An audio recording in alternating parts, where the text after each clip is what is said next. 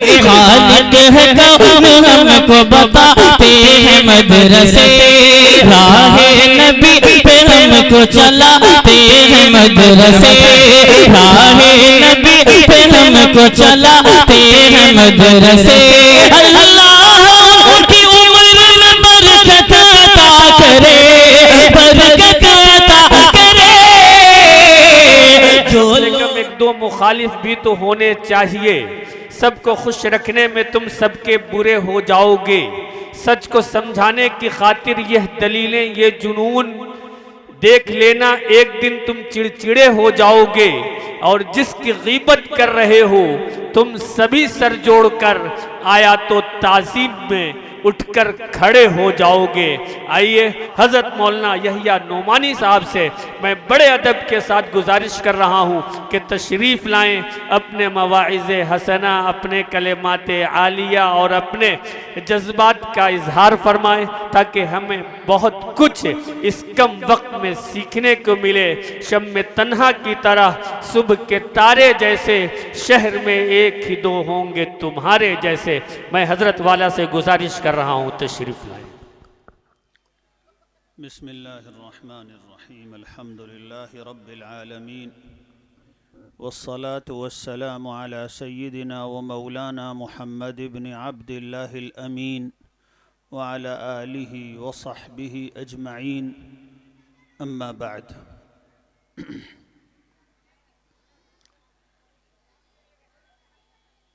آپ حضرات نے اس مکتب کے بچوں کا تعلیمی مظاہرہ دیکھا۔ جتنی دیر یہ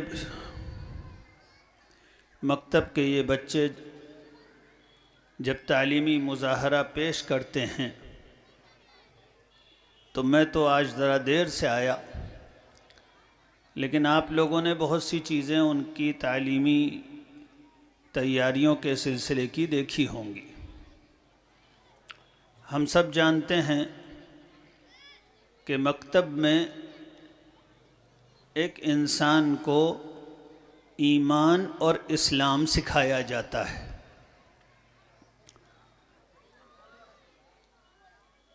مسلمان گھر میں پیدا ہو جانے سے اور سنی سنائی باتیں جان لینے سے نہ صحیح ایمان آتا ہے نہ صحیح اسلام آتا ہے۔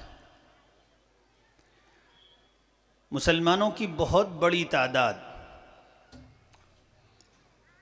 ہو سکتا ہے کہ ان کی تعداد تقریباً 90% ہو، ایسے لوگوں کی ہے جو اس غلط فہمی میں ہیں کہ ہم نے جو کچھ سن لیا اور اڑتی اڑاتی جو کان میں پڑ گئی بس وہی ہمارے دین کے لیے کافی ہے۔ میں بہت مختصر بات کرنا چاہتا ہوں، اس لیے بہنوں سے بھی درخواست کرتا ہوں اور بھائیوں سے بھی کہ میری گزارشات کو ذرا غور سے سنیں۔ 90% تقریباً مسلمان اس غلط فہمی میں ہیں کہ جو کچھ ہم نے بغیر کسی پلاننگ اور منصوبہ بندی کے ہمارے کان میں پڑ گیا، جو ہمارے گھر کی عورتوں نے سکھا دیا، جو ہمیں بازار میں کچھ سننے کو مل گیا، جو کہیں ادھر ادھر سے آ گیا، اسلام اور ایمان کے لیے اتنا کافی ہے۔ 90% مسلمان اس غلط فہمی میں ہیں۔ ذرا بھائی توجہ سے سن لو، بعد میں سڑک پہ دیکھ لینا کون آ رہا ہے کون جا رہا ہے۔ ذرا غور کیجئے کہ کیا کوئی شخص اگر کسی میڈیکل کالج کے باہر مونگ پھلی بیچتا ہو تو ڈاکٹروں کی باتیں ایسے ہی اڑتی اڑاتی سن کر وہ اپنا علاج کر سکے گا؟ بالکل یہی مثال ہے ہم لوگوں کی۔ میں بالکل اس میں مبالغہ نہیں کرتا، ہماری غلط فہمی، اور اردو کا ذرا مشکل لفظ ہے، افسوس ہم لوگوں نے اردو کو چھوڑ دیا۔ ہماری غلط فہمی اور خود فریبی کا یہی حال ہے۔ خود فریبی کا مطلب اپنے آپ کو دھوکے میں مبتلا رکھنا۔ اپنے آپ کو دھوکے میں مبتلا رکھے ہوئے ہیں اس وقت کے اکثر مسلمان۔ میں نے جو مثال دی ہے دین کے سلسلے میں ہماری غلط فہمی اور خود فریبی کی، وہ مثال بالکل صحیح ہے۔ میڈیکل کالج کے آس پاس کوئی مونگ پھلی بیچتا ہو، کوئی پان بیچتا ہو، کوئی وہاں بیٹھا رہتا ہو، کسی کی وہاں کپڑے کی دکان ہو، اس کے کان میں کچھ باتیں پڑتی رہتی ہوں دواؤں سے متعلق اور مرض سے متعلق، پھر اگر وہ اس غلط فہمی میں مبتلا ہو جائے کہ اپنا علاج کرنے کے لیے میں کافی ہوں، مجھے ٹی بی ہو گئی لیکن چونکہ میں ایرا ہاسپٹل کے باہر کپڑے کی دکان ہے میری، میں سنتا رہتا ہوں، اس لیے میں تو بہت قابل ڈاکٹر ہوں، میں اپنی ٹی بی کا علاج خود کروں گا۔ تو ایسے آدمی کے بارے میں ہم لوگ کیا کہیں گے؟ اس کے اوپر ترس کھائیں گے، اس پر ہم لوگ ترس کھائیں گے کہ بیچارہ اتنا ناسمجھ ہے کہ اپنے آپ کو ہلاک کر رہا ہے۔ اب لوگ اس کو جا جا کے سمجھا رہے ہیں اس طرح ڈاکٹر نہیں بنا کرتے۔ ڈاکٹری کی صحیح سمجھ کے لیے تو باقاعدہ سیکھنا پڑتا ہے۔ ٹھیک ہے، بڑے ڈاکٹر بننے کے لیے زیادہ تعلیم حاصل کرنی پڑتی ہے، لیکن ضروری حد تک صحت وغیرہ اور بنیادی کچھ چیزوں کے جاننے کے لیے تھوڑے بہت سیکھنا کافی ہو جائے گا۔ لیکن یہ کیا کہ اپنے آپ جو کچھ کانوں میں پڑ گیا اسی کو کافی سمجھ رہے ہیں، آپ تباہ ہو جائیں گے، آپ کو موت بھی آ سکتی ہے، آپ کی صحت داؤ پہ لگ سکتی ہے۔ اس طرح ڈاکٹری کا علم نہیں آیا کرتا۔ لیکن افسوس ہم میں سے اکثر لوگ اس غلط فہمی میں ہیں کہ دادی اماں نے جو خود دین زیادہ نہیں جانتی تھی جو کچھ سکھا دیا، بس ہمارے دین جاننے کے لیے وہ کافی ہے۔ ہم نے جو کچھ ادھر ادھر سے سن لیا، ہم نماز پوری صحیح پڑھتے ہیں، حالانکہ آپ لوگوں میں سے اکثر کا یہ حال ہے کہ اگر نماز سن لی جائے تو نماز جیسی بنیادی چیز بھی صحیح نہیں نکلے گی۔ لوگ بوڑھے ہو گئے، ان کو یہ نہیں معلوم کہ تیمم کس طرح ہوتا ہے۔ لوگ بوڑھے ہو گئے، ان کو یہ نہیں معلوم کہ سجدہ نماز میں کن کن غلطیوں سے سجدہ سہو کرنا پڑتا ہے۔ اس سے بھی بڑی بات، لوگ دنیا میں آ رہے ہیں، عمر گزار رہے ہیں اور جا رہے ہیں، ان کو نہیں معلوم کہ ایمان اور ایمانی عقائد کیا ہیں، توحید کیا ہے، شرک کیا ہے، کیا چیزیں ایسی ہیں کہ وہ اللہ کو ایسا ناراض کرتی ہیں کہ پھر اس کی مغفرت ہی نہیں ہوتی۔ معلوم نہیں تو یعنی وہ آدمی اپنے آپ کو کیسے مسلمان سمجھتا ہے جس کو توحید نہیں معلوم، جس کو لا الہ الا اللہ کا صحیح مطلب نہیں معلوم، وہ کیسے اپنے آپ کو مسلمان سمجھتا ہے؟ وہ مرد، وہ عورت، وہ ماں، وہ باپ کیسے اپنے بچوں کا ایمان صحیح سمجھتے ہیں جب تک کہ بچوں کو لا الہ الا اللہ محمد الرسول اللہ کا مطلب نہیں بتایا؟ آپ خود سوچئے، جتنی بہنیں بیٹھی ہوئی ہیں یہ کوئی جلسہ تماشا نہیں ہے۔ جیسے مشاعرے ہوا کرتے ہیں کہ لوگ تفریح کے لیے اور تماشے کے لیے آیا کرتے ہیں، میرے بھائیوں یہ جلسہ تمہاری جنت اور جہنم کا مسئلہ ہے، یہ تماشا تھوڑی ہے۔ سنجیدگی سے اپنے مسئلے پہ غور کیجئے۔ ہم میں سے کتنے لوگ ہیں کہ ان کے بچے جانتے ہیں کہ محمد صلی اللہ علیہ وسلم کو رسول ماننے کا مطلب کیا ہے؟ پوچھ لیجئے ذرا اپنے بچوں سے کہ رسول کہتے کس کو ہیں؟ ذرا پوچھ لیجئے آپ اپنے بچوں سے آج جا کر گھر، بلکہ اس کو تو پوچھنے کی بھی ضرورت نہیں، آپ سب کے چہرے بتا رہے ہیں کہ آپ کا کیا اندازہ ہے اپنے بچوں کے بارے میں۔ پوچھ لیجئے اپنے بچوں سے رسول کہتے کس کو ہیں؟ یعنی ہم اور ہمارے بچے یہ بھی نہیں جانتے کہ رسول کہتے کس کو ہیں، اور مطمئن ہیں ہم اللہ کے یہاں جب پہنچیں گے تو مسلمان بھی جانے جائیں گے، مومن بھی سمجھے جائیں گے، بس جنت میں پہنچ جائیں گے۔ کیا فرق اس کافر اور غیر مسلم میں جس نے اپنے آپ کو مسلمان کہا ہی نہیں، اور اس اپنے آپ کو مسلمان کہلانے والے اور کہنے والے میں کیا فرق جو مسلمان اپنے آپ کو کہتا ہے لیکن یہ نہیں جانتا کہ رسول کسے کہتے ہیں؟ خاک اس کا ایمان، جانتا ہی نہیں رسول کسے کہتے ہیں۔ رسول ماننے کا مطلب کیا ہوتا ہے؟ یہ تو میں نے دو ایک موٹی موٹی باتیں بس عرض کی ہیں۔ حال یہ ہے کہ ضروری جتنا دین ہر شخص کو اور ہر مرد اور ہر عورت اور ہر لڑکے اور ہر لڑکی کو جاننا چاہیے، مسلمانوں کے 80% سے زیادہ لوگ نہیں جانتے ہیں۔ ضروری دین کا کیا مطلب ہوتا ہے؟ ضروری دین کا مطلب یہ ہوتا ہے کہ اللہ کے رسول محمد صلی اللہ علیہ وسلم اللہ کی طرف سے جن حقیقتوں کو منوانے کے لیے اور جن باتوں پر ایمان لانے کی دعوت دینے کے لیے دنیا میں تشریف لائے، لوگ ان باتوں کو جانیں اور ان کو دل سے سچ جانیں،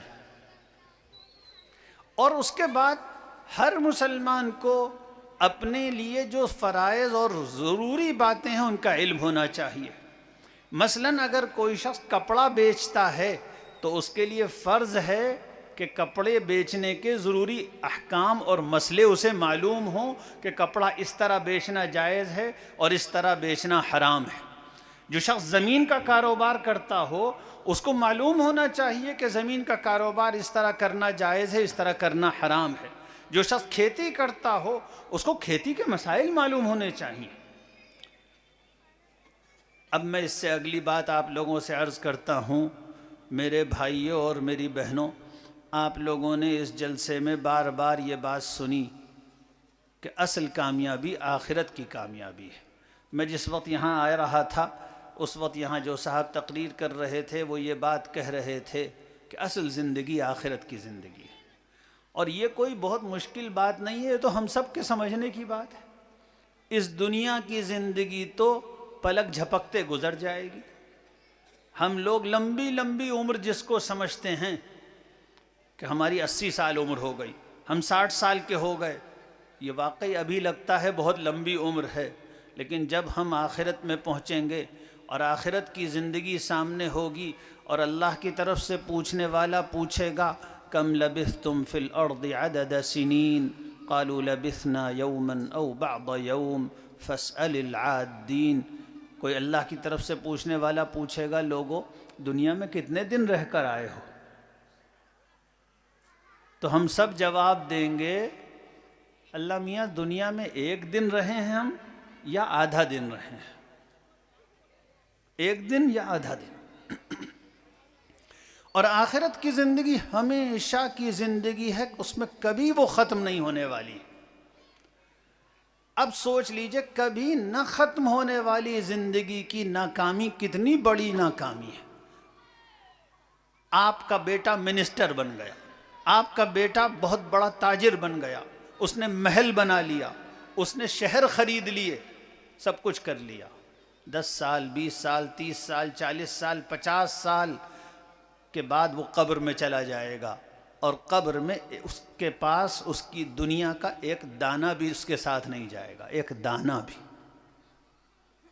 میرے ساتھ میرے پاس کتنا ہی بڑا دولت کا امپائر کیوں نہ ہو، میرے ساتھ ایک پائی نہیں جائے گی، اور قبر ہی میں اکیلے پتہ نہیں کہ 100 سال رہنا پڑے کہ 1000 سال رہنا پڑے۔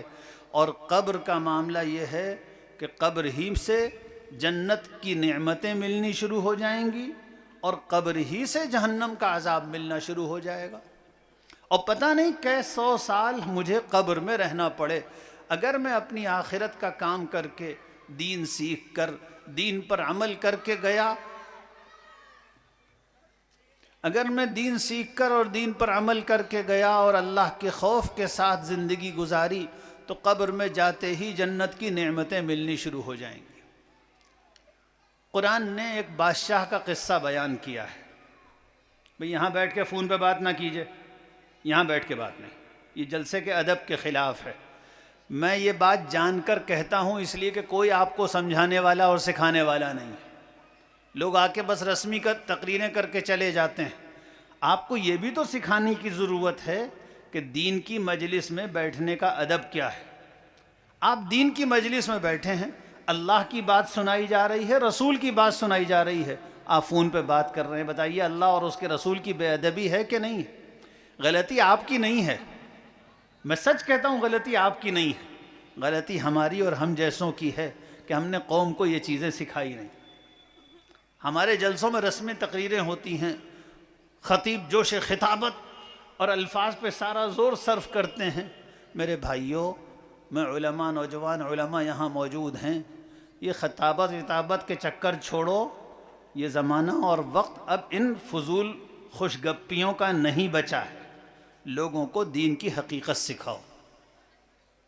خوش گپیوں کا زمانہ گیا. حالات بہت خراب ہیں اور وقت بہت کم ہے اور کام بہت ہے. لوگوں کو دین سکھاؤ. فضولیات سے بالکل توبہ کر لو. صرف وہ کام کرو جس سے میرا اور میری قوم کا یا دنیا کا فائدہ ہو یا دین کا فائدہ ہو. یہ جو ہم لوگوں نے ذہنی عیاشی کا طریقہ اختیار کیا ہوا ہے، باتیں کر رہے ہیں، جلسے ہو رہے ہیں تو اس میں بس باتیں اور مزے. اس کی فکر ہے کن چیزوں میں کتنا مزہ آیا. بات کرنے والا بھی یہ سوچتا ہے کہ مجھے سامنے بیٹھے لوگوں کو انٹرٹین کرنا ہے، اور سننے والے بھی یہ سوچ کر آتے ہیں اور یہ کہتے ہوئے جاتے ہیں فلاں صاحب کی تقریر بڑی زوردار تھی. ارے بھائی زوردار ووردار خاک میں مل جائے گا. یہ سوچتے ہوئے جائیے آپ کو کیا پیغام ملا، آپ کیا سیکھ کر جا رہے ہیں، آپ اپنی کن غلطیوں کو چھوڑنے کا ارادہ کر کے جا رہے ہیں.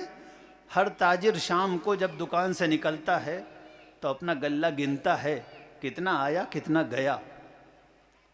ہم لوگ جلسے میں آئے اور چلے گئے اور یہ بھی نہیں گنا کہ کتنا آیا اور کتنا گیا. یہ تو ناسمجھی کی بات ہے. ہمارے بزرگ ہم لوگوں کو نصیحتیں کیا کرتے ہیں روزانہ رات کو غلہ گن لیا کرو. یعنی روزانہ رات کو، یہ بڑی اہم نصیحت ہے، بہت قیمتی نصیحت ہے. سب بھائی اور سب بہن غور سے سنیں. روزانہ رات کو اپنا جائزہ لے لینا چاہیے کہ آج دن میں اپنی آخرت کا فائدہ ہوا یا نقصان ہوا. شام کو ہم سب سونے سے پہلے آدھا منٹ لگے گا. شام کو ذرا آنکھیں بند کر کے سوچو آج دن میں میری آخرت کا فائدہ ہوا یا میری آخرت کا نقصان ہوا. نماز کیسی پڑھی، ذکر کتنا کیا، تلاوت کتنی کی، سچ کتنا بولا، امانت داری کا کتنا خیال رکھا، دھوکے سے کتنا بچے، جھوٹ سے کتنا بچے، اللہ کا خوف کتنا دل میں پیدا ہوا، تقوی میں کتنا اضافہ ہوا. کوئی ترقی کی میں نے دین میں یا نہیں کی آج. اور ترازو کا دوسرا پلہ بھی دیکھ لو، کتنی نماز چھوڑی، کتنے جھوٹ بولے، کتنے گناہ کیے، کان کا کتنا گناہ کیا، زبان کے کیا گناہ کیے، آنکھوں کے کیا گناہ کیے. رات کو سوتے وقت یہ بھی دیکھ لو. اور پھر اللہ سبحانہ و تعالی سے خوب دل لگا کر استغفار کرو. اے اللہ دن بڑا خراب گزر گیا، ضائع ہو گیا، معاف فرما دیجئے اور توفیق دے دیجئے کل سے اچھا دن گزرنے لگے. روزانہ یہ اگر کوئی شخص کرے گا تو کچھ دنوں میں اس کی دینی حالت بہتر ہوتی چلی جائے گی. ورنہ تو ایسے جیسے ہم لوگ زندگی گزار رہے ہیں اسی عالم میں بوڑھے ہوں گے اور اسی میں مر جائیں گے. پھر تو بہت افسوس ہوگا اور پھر افسوس کرنے سے کوئی فائدہ نہیں ہوگا. مرنے کے بعد ہزار افسوس کر لے آدمی، میں نے نمازیں چھوڑی، میں نے جھوٹ بولا، میں نے گناہ کیے، میں نے تقوی نہیں اختیار کیا، پھر افسوس کرنے سے کیا فائدہ. یہ تو بات نصیحت کی ہم سب کے لیے ضروری تھی، اس لیے میں نے بیچ میں کہہ دی. میں بات جو خاص طور پر عرض کر رہا تھا وہ یہ کہ اصل زندگی آخرت کی ہے. قرآن نے ایک بہت بڑے بادشاہ کا واقعہ ذکر کیا ہے. ہم سب لوگوں کی آنکھیں کھل جانی چاہیے. ہم سب دھوکے میں ہیں. جیسے کوئی شخص سو رہا ہوتا ہے اور آنکھیں بند ہوتی ہیں، اس کو کچھ نظر نہیں آتا. بالکل ہمارا بھی یہی حال ہے. جیسے کوئی شخص کمرے میں سو رہا ہو، کمرے میں آگ لگ جائے تو جو لوگ آگ کو دیکھ رہے ہیں وہ تڑپ رہے ہوں گے، ہائے آگ لگ گئی یہ جل جائے گا. وہ بڑے مزے میں سو رہا ہے، آنکھیں بند کی، اس کو کچھ پتہ نہیں ہے. چاروں طرف سے آگ اس کو گھیر رہی ہے، بڑے مزے میں سو رہا ہے اس لیے کہ آنکھ بند ہے. اسی طریقے سے ہم لوگوں کی آنکھیں بند ہیں. قرآن اگر کوئی شخص قرآن پڑھے، قرآن کا ترجمہ پڑھا کرے، کوئی شخص قرآن پڑھے، قرآن کا ترجمہ پڑھا کرے تو آنکھیں کھل جائیں گی. افسوس آپ لوگوں کی عورتوں نے دین کے معاملے میں آپ کو پیچھے کر دیا. ارے بھائی ادھر کیا دیکھ رہے ہو، ہمیں بھی ڈسٹرب ہو رہا ہے. یہ سب او بھائی ادھر دیکھنا ہے تو وہاں جا کے بیٹھو، یہاں بیٹھ رہے ہو تو ہماری بات سنو۔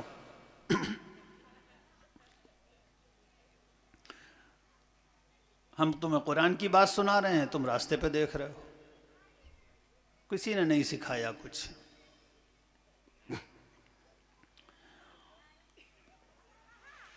میں یہ کہہ رہا تھا کہ دین کے معاملے میں ہم مردوں کو عورتوں نے پیچھے چھوڑ دیا۔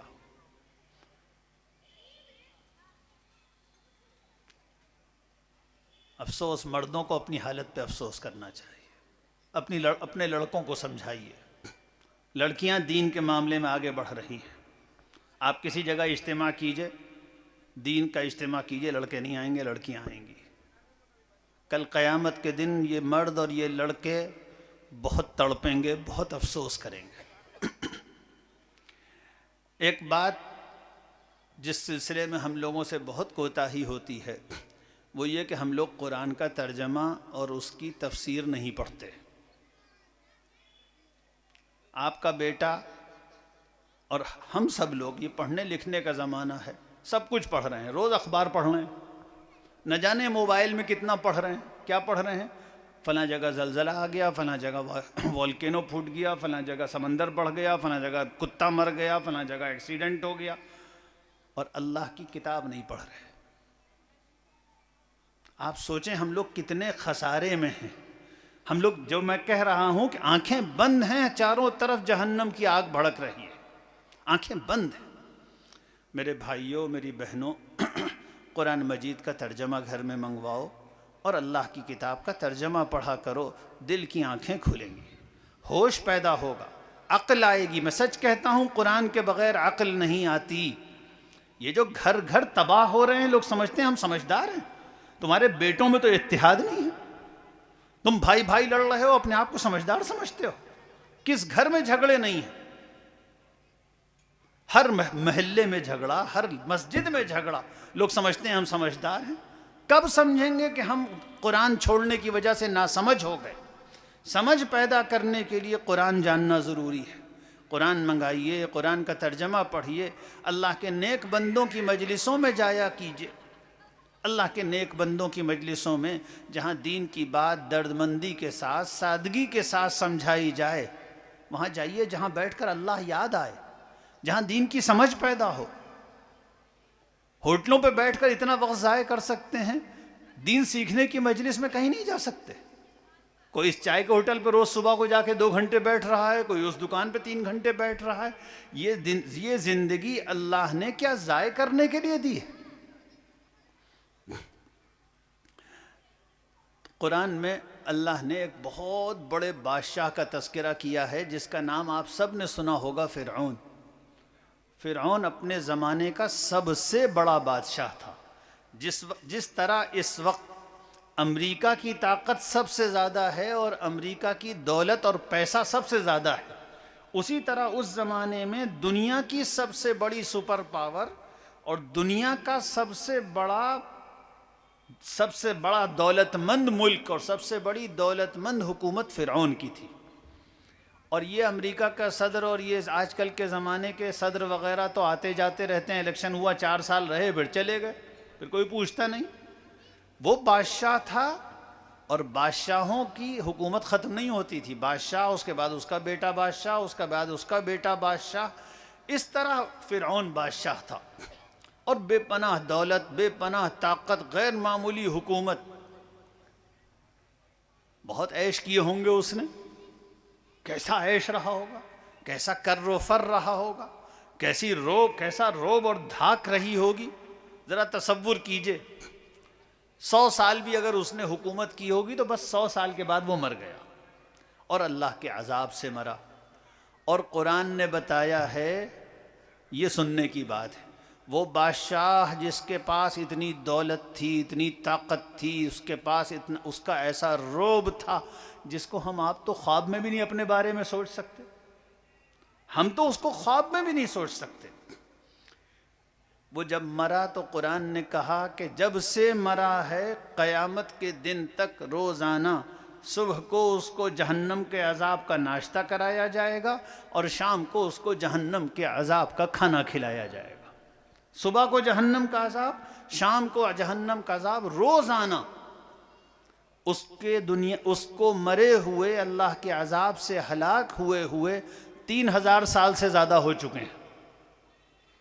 آپ سوچئے وہ بادشاہت کس کام کی، کیا حیثیت، اس نے 100 سال عیش کر لیے، 3000 سال تو اس کو جہنم کا عذاب بھگتتے ہوئے ہو چکے ہیں، 3000 سال ہو چکے ہیں، اور ابھی قیامت تک نہ جانے کتنے 100 سال کتنے 1000 سال تک وہ جہنم کا عذاب چکھے گا۔ روزانہ صبح کو جہنم کا عذاب دیا جائے گا، آگ ہوگی، مار ہوگی، پٹائی ہوگی۔ جہنم کے عذاب کی تکلیف تو دنیا میں کوئی تصور بھی نہیں کر سکتا۔ اب بتائیے اس بادشاہ کی بادشاہت کی کیا حیثیت، اس واقعے سے ذرا سا سوچئے۔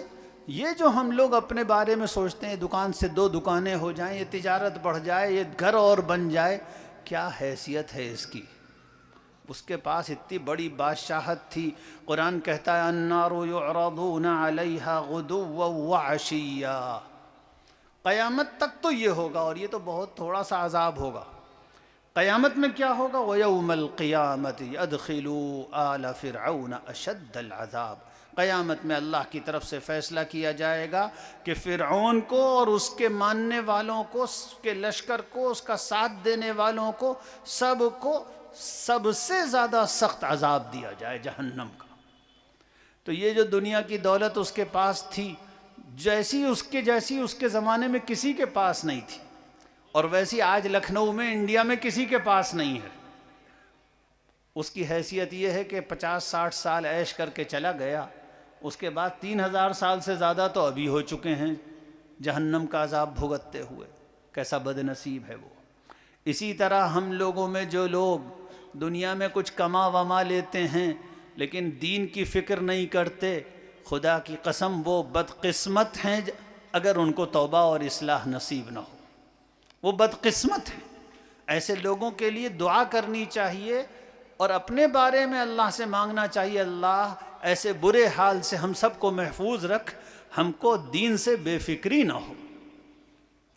تو میں جو بات اس وقت خاص طور پر عرض کرنے کے لیے بیٹھا ہوں، اور آپ لوگ جس بات کو سننے اور سمجھنے اور غور کرنے کے لیے یہاں بلائے گئے ہیں، بہنوں سے بھی کہتا ہوں اپنے بچوں کی فکر کیجیے۔ جو بچے مکتب آتے ہیں آپ نے دیکھا ان کی نماز صحیح ہے، وہ قرآن صحیح پڑھتے ہیں، اور نماز صحیح ہونے سے بھی زیادہ ان کو دین کی سمجھ ہے، کیا چیز حلال ہے کیا حرام ہے، یہ ان کو سکھایا جاتا ہے۔ آپ ہی کے جو بچے نہیں آتے ذرا غور کیجئے وہ کس حال میں ہوتے ہیں۔ بچہ ہائی اسکول تک پہنچ گیا، بالغ ہو گیا، نماز نہیں آتی، ایک نماز کا گناہ اس کے اوپر پڑ رہا ہے، اس کے ماں باپ پر پڑ رہا ہے، ایک نماز کا۔ عصر ہوئی تو عصر کا گناہ پڑا، مغرب ہوئی تو اس کے ماں باپ پر مغرب کا نیا گناہ پڑ گیا، نماز نہیں آتی۔ ہماری لڑکیاں بڑی ہو گئیں اچھی خاصی، پاکی کے مسائل نہیں معلوم، ناپاک رہتی ہیں، کون سکھائے گا؟ اور کیوں نہیں سیکھیں گے آپ لوگ؟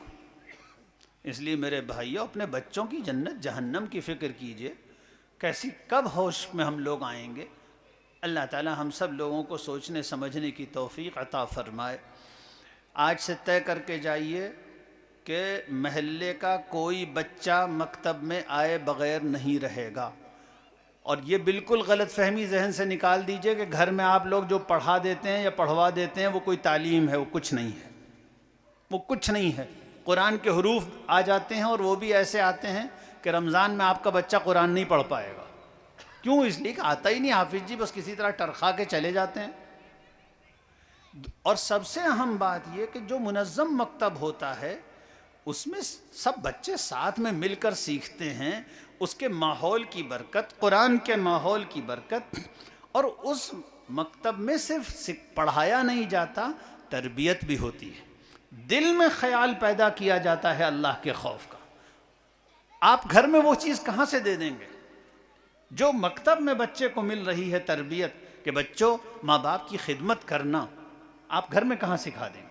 آپ مکتب میں بچوں کو جھوٹ کی نفرت اور سچائی کی محبت سکھائی جا رہی ہے، گھر میں کہاں سے آپ سکھا دیں گے؟